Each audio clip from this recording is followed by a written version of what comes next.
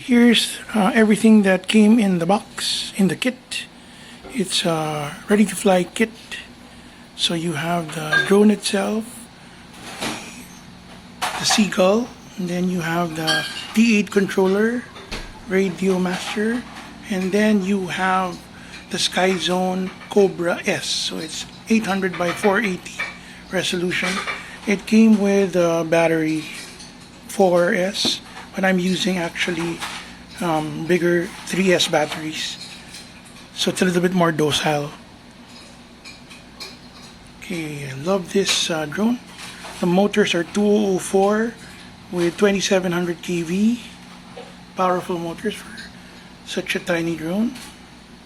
And nice controller because the D8 can actually bind with other drones. It's a D8 or D16. So